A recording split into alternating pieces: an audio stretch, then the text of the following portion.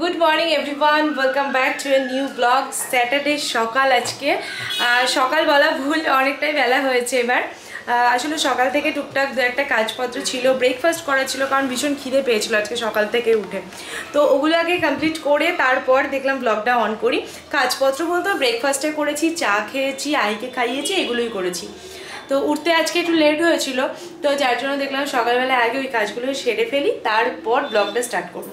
তো এখন বাজে 11টা, আর আমি আজকে তাড়াতাড়ি স্নানটা করে নেবো, মানে 11টার মধ্যে স্নানটা করে তারপর রান্না বসাবো। অন্যান্য দিন কি হয়, সকালবেলা তাড়াতাড়ি উঠে যায়, আর রান্না বান্নার ছুটির দিনেও তাড়াতাড়ি গরম পড়ার জন্য আমি তাড়াতাড়ি রান্নাটাকে করে নিই, তারপর স্নান টান করি। কিন্তু আজকে যেহেতু 11টা বেজেই গেল, এরপর যদি রান্না শুরু করি তাহলে আমার স্নান করতে 1টা বেজে যাবে। তো ওর জন্য স্নানটা করে এসে একেবারে রান্নাটা বসাবো। তো ওর জন্যই আর কি স্নানে যাব এখন, তারপর এসে রান্নাবান্না বসাবো, সমস্ত কিছু করবো। আজকে ভেজ, তো রান্নাবান্না খুব একটা বেশি ঝামেলা নেই বলাও ভুল, আবার আছে বলাও ভুল। কারণ হচ্ছে যেদিন মানে মাছ ডিম মাংস কিছু থাকে, তার সাথে একটা কিছু বানিয়ে নিলেই হয়েছে। কিন্তু ভেজের দিন এই ডাল বানাও, তরকারি বানাও, একটা ভাজা বানাও, তার সাথে আর একটা কিছু বানাও, এগুলো বানাতেই হয়। তো যাই হোক, তাড়াতাড়ি করে সব করতে হবে। তো চলো এখন স্নানটা করি আগে, তারপর দেখা হচ্ছে। আজকে ম্যাডাম বেশভূষা চেঞ্জ করে রান্নাবান্না করতে, হঠাৎ করে শাড়ি পরেছে, জানি না কেন। ওদিকে আহির তালা ভাঙার আওয়াজ পাচ্ছি, তালাটাকে নিয়ে কি আরে কেন পরেছি শাড়িটা, সেটা তুমিও পরে বুঝতে পারবে। কেন পরেছি সেটা আমি পরে বুঝতে পারবো, মানে শাড়িটা কেন পরেছি সেটা পরে বুঝতে পারবে। যাই হোক, রান্নাবান্না চলছে। তা নয়, একটা শর্টস বানাচ্ছিলাম, তোর জন্য একটু শাড়ি পরেছি। ও আচ্ছা, শাড়িটা পরাই বানানো ভালো। না না, ভালো করেছো। শাড়িগুলো না আলমারির মধ্যে থেকে থেকে এবার পচে না গেলে তো ভালো। এটা সেই না না, পরো পরো, আমি তো বলছি তোমাকে পরো মানে শাড়ি পরো। আমি আইকে নিয়ে শাড়ি পরে বাড়ির মধ্যে মাথা খারাপ হয়েছে। আজকে দরকার মনে হলো যে একটা শর্টস বানাবো, সুন্দর করে ভাবলাম, তো ওর জন্য শাড়িটা পরেছি, তাছাড়া আর পরতাম না। তো আর রান্না বান্নাটাও একদিকে তো বসতে হবে, শুধু তো আর ভিডিও বানালেই চলবে না। তো ওর জন্য ভিটালি বজায় রাখার জন্য শাড়ি পরেই রান্না করতে শুরু করে দিচ্ছি। এত গরম আজকে যে একভাবে রান্নাঘরে দাঁড়িয়ে রান্না করাই যাচ্ছে না, এত গরম লাগছে। তো আমি একবার করে একটা রান্না করছি আর এসে এই ঘরে একটু ফ্যানের মধ্যে দাঁড়াচ্ছি, কারণ ও ঘরে গেলে এই এমনিতেই চিৎকার করছে বাজে বাজে, ওর যদি আমাকে দেখে তাহলে আরও চিৎকার করবে, আর আমার কাছে আসতে চাইবে। আর এই গরমে ওকে গ্যাসের কাছে নিয়ে রান্না করা খুবই মুশকিল। অন্য সময় তো মুশকিল, তার মধ্যে এই গরম, বাই চান্স যদি তেলের ছিটাফাটা লেগে যায় তাহলে খুবই মুশকিলে পড়ে যাবো। আর আজকে চলো রান্নাগুলো কী কী হলো একবার দেখিয়ে দিতাম। আর এদিকে হচ্ছে ভাত, যেটা গ্যাসটা আমি একটু কমিয়ে দিলাম। আর এদিকে হচ্ছে আহির জন্য আলু, পটল, গাজর, পেঁপে সব কিছু দিয়ে একটা সবজি, হালকা মশলা দিয়ে।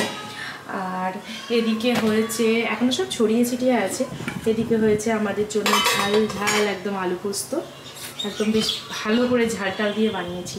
আর ওদিকে হচ্ছে বিউলির ডাল, আর এদিকে থোড় সিদ্ধ করে রাখা আছে, থোড়টা হবে।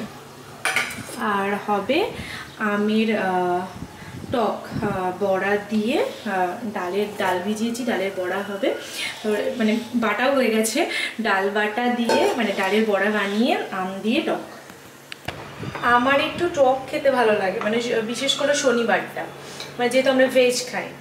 আর রেশপ্রিয়র একটু চাটনি খেতে ভালো লাগে, তো দুইয়ের মাঝখানে পড়ে বেশিরভাগ, হ্যাঁ হ্যাঁ, বেশিরভাগ দিন আমিই জিতে যাই, আমারই মানে টকটাই বেশি বানানো। টক খেতেও ভালোবাসি, কিন্তু ও আবার প্রচণ্ড টক, মানে খেলে প্রচণ্ড টক খায় আর না খেলে চাটনি খায়। তো আমি প্রচণ্ড টক বানাই না, তবে মাঝারি টক বানাই, একটা হালকা টক আমার খুব ভালো লাগে। আর এই গরমে আমের টক খেতে আমার খুবই ভালো লাগে, বলছি আর জিভে জল চলে আসছে। তো এই হচ্ছে রান্না, যেটা অলমোস্ট শেষের দিকে। আর আহিও খিদে পেয়েছে, ওর বাবা বলে গেল। আমার ভাতটা হয়ে গেলেই আহিকে খাইয়ে দেবো। আর আচ্ছা, আহির জন্য একটা ডিম সিদ্ধ হয়েছে, কারণ আহি আর শুধু সবজি আর ডাল দিয়ে খাওয়াবো না ওকে, ওর একটু মাছ ডিম ওকে দেওয়ার চেষ্টা করি আমি, মাছ যদি নাও থাকে ডিমটা দিই ওকে। তো ওকে ডাল তরকারি আর ভাতটা হয়ে গেলে ভাত ডাল তরকারি ডিম সিদ্ধ দিয়ে খাইয়ে দেবো, বাদ বাকি থোড়টা ওকে খাইয়ে এসে তারপর আমি বানাবো।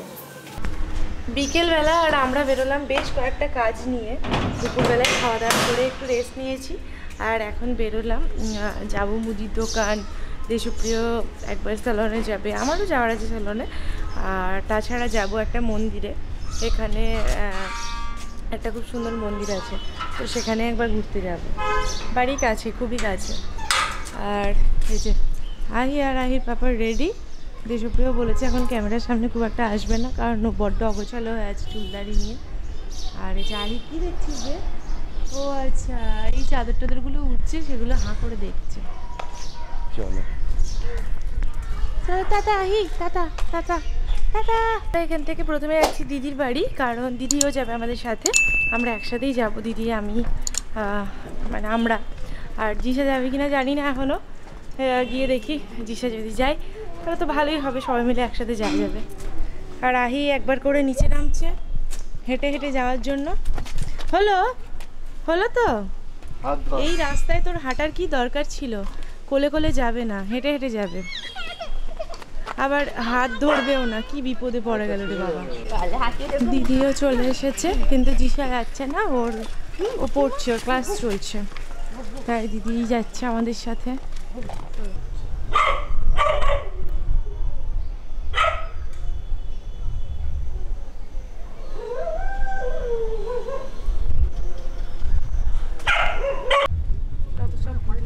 যাওয়ার কি দরকার? কখন থেকে বলছি যাওয়ার দরকার নেই। নিজে ভয় পাচ্ছে এর জন্য, বুঝেছিস তো? আরে না না, ভয় পাওয়ার কি আছে? ভূত বলে কিছু নেই। এরকম ফিলিং হচ্ছে না? ভূতেই বলছে যে ভূত বলে কিছু নেই। সুমন, ভূত বলে কিছু নেই। সুমনকে বলেছিল ভূতে। ভয় পাওয়ার অবস্থা দেখ। আবার কালো কুকুরও বসে আছে। চলো এখান থেকে।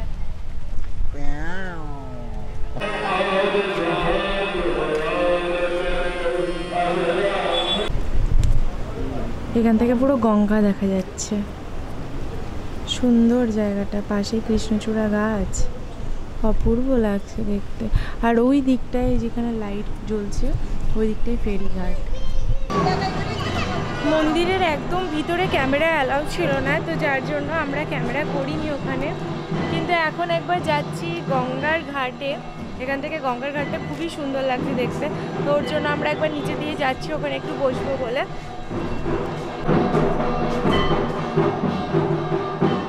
আমরা শুধু বারো মন্দির ঘাটেই তো যাই, এখানে ঘাটটা কখনোই আসেনি। বাড়ির এত কাছে তাও আসেনি কখনো। তো এখানে ঘাটটাও কি সুন্দর।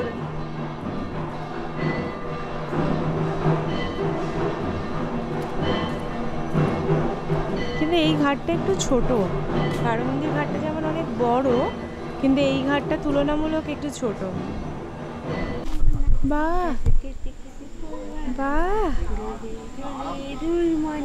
দারুণ হচ্ছে। এটা কি?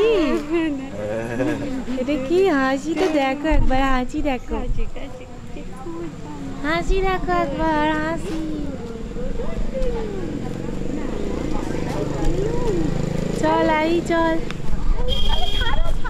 ছেড়ে দাও ওকে, ছেড়ে দাও, টাটা করে দাও।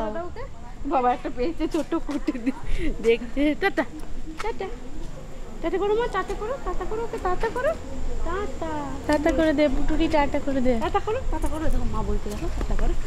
এটা একটু এবার হামদি, এটা হামু দাও। দিদি চলে যাচ্ছে বাড়ি, আর আমরা বাড়ির দিকে করছি।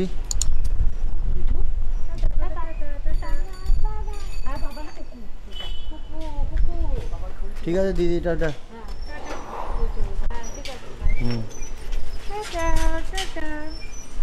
ফিরে আমাদের তো আবার বেরোনোর কথা ছিল। ভেবেছিলাম আহিকে একটু কিছু খাইয়ে নিয়ে তারপর আবার বেরোবো, কিন্তু এত গরম বাইরে আজকে, মানে যাচ্ছে তাই অবস্থা। আর আমরা পুরো একদম মানে কি বলবো, মানে পুরো শরীর খারাপ করছে, পুরো মানে সেই হয় না শরীরটা আনচান করছে, ওরকম হতে শুরু করেছে।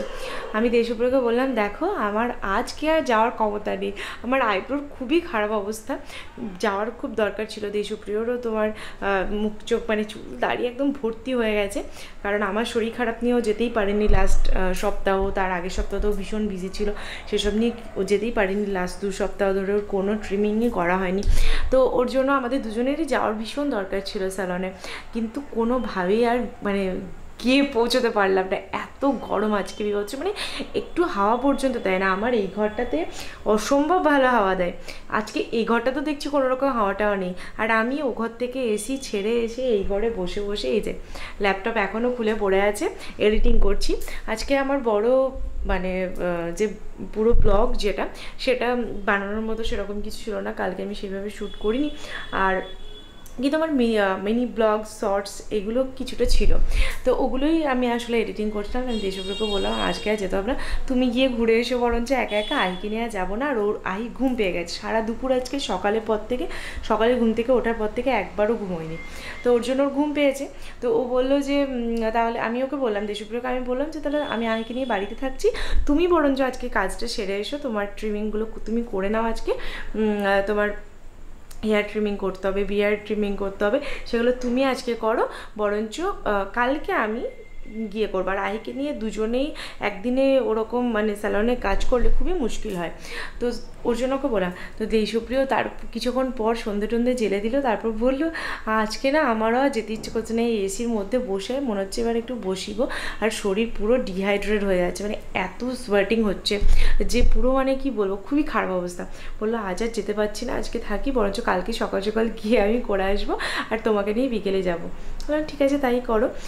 তো ও আহিকে ওদিক করে নিয়ে পাহারা দিচ্ছে, কারণ আহি ঘুমিয়ে গেছে, আর আমি এদিকে শর্টস পোস্ট করছি, মানে এডিটিং করছি। তো এডিটিংটা হয়ে গেছে, এখন ওটাকে আমি ফোনে নেব, তার জন্য ফোনটা আনতে যাচ্ছি ও ঘর থেকে। আর এটা করে তারপর আবার খাবার দাবার গরম করতে হবে। ম্যাক্সিমাম রান্নাটাই দিনের বেলায় হয়েছিল, শুধু ভাতটা হলো, কারণ এই গরমে আমরা রুটি খাচ্ছি না। আর এই গরমে গ্যাসের কাছে দাঁড়িয়ে ওই রুটি বানানোর মতো ক্ষমতা আমার নেই, বিশ্বাস করো। তো ওর আর আহিকে ভাত খাওয়াই, তো ওর জন্য ওর ভাত আমাদের রুটি অত কিছু করতে পারবো না গরমে, তো সবারই ভাত হচ্ছে আজকে।